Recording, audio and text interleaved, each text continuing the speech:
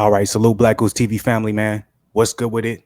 Some more Charlo news. We had to talk about it. We had to discuss it. I had to get your opinion on it because really I want to hear what y'all got to say about this. You guys see the article right over here. I know y'all see that. Charlo was unhappy with drug testing for the first Castano fight. Now, if you have been following the Charlo and Castano, beef per se, however you want to call it, drama, rumors, whatever it may be, Jermall Charlo has been adamant on, saying he does not believe the actual reasons why this fight was pushed back. And he's put out a number of claims, right? If you guys make sure you go check out my other video, I touched on, why Charlo felt like the bicep injury was just not true. So you guys make sure you guys go check that out. But remember, he previously said that he just didn't go into it as depth as he did, as recently. So that's why I covered it. But not only did he say that previously, but he's also alluded to the fact that maybe one of the reasons why this fight was pushed back because he felt like Brian Castano didn't have enough time to get off his so-called cycle. He didn't have enough time to make sure the PED use was out of his system. These aren't things coming from me. These are things that Jermall Charlo have said in the past regarding the, change of dates when it comes to Castano versus Charlo too. Okay. So, once again, obviously, as we have official date and we're moving closer and closer to this particular fight. And also what I praised him in the last video with Charlo making, he's amazing at making sure his name stays in the headlines when he has a fight coming up. He expands, or at the very least, he gives us a little bit more insight on why he felt the way he felt previously, and said or alluded to the fact that he doesn't believe the real reason why this fight was pushed back. And partly he's wondering, oh, are you, do you need more time to get off your cycle? Do you need more time for the PED? All that type of shit, right? So let's talk about it. Let's talk about it. Let's read this article. Let's see what he got to say. I have not read this yet, so I'll be finding out the same type of new information that y'all be finding out if y'all watching this joint with me. So Charlo was unhappy with drug testing for the first Castano fight. Let's see what he has to say. Jermall Charlo was none too pleased with how the proceedings of his upcoming rematch with Brian Castano was thus far played out. Obviously, he's been very vocal on that.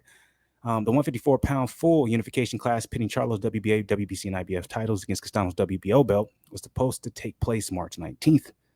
But Castano ended up suffering a right bicep injury, obviously the same injury that Charlo continues to say that is fake. So Charlo said he was suspicious of the timing of Castano's injury because it came just days after he made a forceful appeal. Look at this, guys.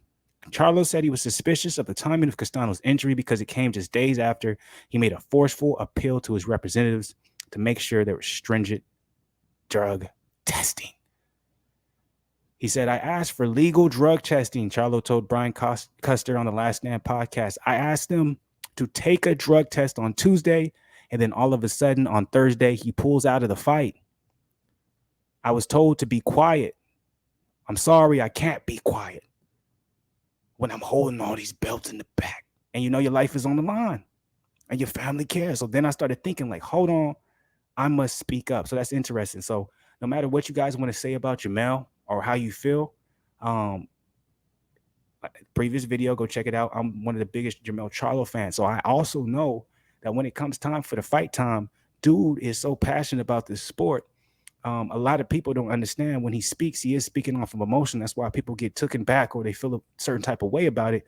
Because, sometimes when he's speaking and it's strictly off emotion, people are like, why are you saying this shit? So when I hear him saying something like this, it's hard for me to discredit it or not listen, because I don't understand why he would say something like this with no meaning behind it. I have never, ever heard Jermall Charlo ever accuse any of his opponents of, PED use. This is the first time I've ever seen this. And like I said, this isn't the first time he's ever been in this position. Maybe, someone might want to watch this, push back, whatever it may be, and say, oh, well, he's scared to fight Castano. He knows he lost the first fight, so he got to make up any excuse for the second fight. But if that's the case, why didn't he do that with Tony Harrison? You know what I'm saying? Because I'm like, it was a draw with Castano. I'm like, Tony Harrison, he got the actual L. So why didn't he do that with Tony? He didn't. Tony was way more loudmouth than Castano. Tony was disrespectful. So I'm like, if there was ever a time to accuse anybody of PED and just make someone look bad, to be Tony. So it's hard for me to discredit what he's saying here. There's no reason why he would be saying it. And you guys can't come with the facts and say, oh, it's because he thinks he's going to lose again. Like, bro, he's been there, done that. And he didn't do that during that time. So why would he do it now? So I'm going to read this one more time. I asked for illegal drug testing. Charlo told Brian Custer on the Last Stand podcast, I asked them to take a drug test on Tuesday, and then all of a sudden on Thursday, he pulls out the fight. This is what's the most interesting part to me. I wonder who told him. Obviously, probably PBC, right? I was told to be quiet. Sorry, I can't be quiet. I can't be quiet when I'm holding all these belts in the back and you know your life is on the line and your family cares. So then I started thinking like, hold up, I must speak up. Y'all wanted me to sit down and be quiet and not train for a fight coming up. They wanted me to be quiet and not say anything about all these things. We only drug tested one time, and that was before I asked. This is referring to the first Castano bout, which you can see here in the article. It says ahead of the first Castano bout when he found out that the drug testing was noticeably lax. So he said, we only drug tested one time, and that was before I asked. Charlo recalled. I asked one of Al Heyman's advisors or people that represent Al Heyman, like, hey, why ain't we been drug tested this whole camp? The whole camp, nobody came. You know what they told me? Hey, Charlo, you were supposed to request for that a month ago. Wow. And see, this kind of goes back, this ties back into the way he was talking crazy about Terrence Crawford, like your own promoter, you in a lawsuit with your own promoter, I'm like, see, be careful, Charlo, be careful, because I'm like, that doesn't sound like a promoter who's looking out for you, who got your best interests. So he said, never have I requested for a drug test. Months and months go by. The Hazian Rizal fight in 2020, the Erickson Lubin fight 2017, my whole career being number one in WBC, I'm mad at y'all. Because y'all said y'all clean sport, and if anybody fights for y'all title, I'll make sure they're protected. We barely drug tested for the last fight. So real quick, the article adds on, Charlo's comments may strike some as rich, particularly as it relates to the WBC. Charlo himself, along with his twin brother, the middleweight Tyler Jermall, came under drug testing suspicion in 2018 ahead of their December 22nd fight date at the Barclays Center in New York City. Both at the time were enrolled in the WBC's clean boxing program, Richard, which was rolled out in 2016. One of the requirements it proposes on its fighters that they must be subject to mandatory random blood and urine tests administered by VADA. According to BoxingScene.com contributor Tom Hauser, both Charlos effectively missed their tests when the collection officer stopped by their home and gym and could not find them. Attempts to call the brothers were not successful either. Jermall Charlo, the middleweight, later claimed he was out of town doing promotional stuff on Fox. Their participation in separate bouts, Jermall against Tony, Jermall against Karbov, I was talking about both of those fights, on the December 22nd card would go on unimpeded. Interesting. So this actually, Boxing Scene, salute to Boxing Scene for the amazing article. This is actually kind of backing up Jermell's claims, right? Which by no means, if you know this information, makes Jermall look good. It seems like PBC has an agenda. And it seems like they're a little lax when it comes to their drug testing policy, depending on who's fighting, even if it's under the world-renowned VADA, right? If it makes money, it makes sense. You don't ever want to put no dents in the money machine.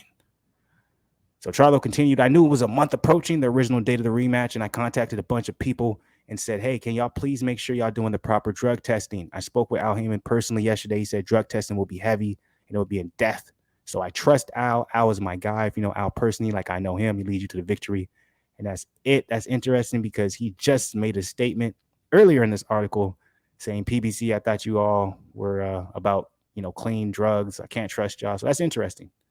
Contradicting himself there. Charlo tended to do that. When you talk out of emotion, you tend to contradict yourself.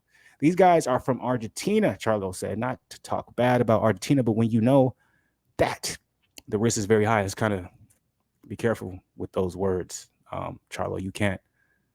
That's shit. I'm just gonna say it. That's pretty goddamn prejudice to relate somebody being from a certain area and alluding to because he's from that area, we're probably going to see PD use. This is when, see, I love Charlo, but sometimes when he just continues to talk and talks too much, he starts shooting himself in the foot. It's like you should have stopped talking way earlier in this article. But let's keep it going. But when you know that the risk is very high and that your reward might be a little bit low, you try to find every type of way to take an advantage. If you can't beat me that way, you'll try to beat me this way. You must have forgot the first fight was a draw. He ain't taller than me. His reach ain't longer than me. We the same age, our weight the same. I'm literally thinking logical. I'm losing my mind trying to figure it out. That's why my coach says don't believe in these conspiracy theories. But I'm believing like a warrior. I'm believing like a real lion in the situation.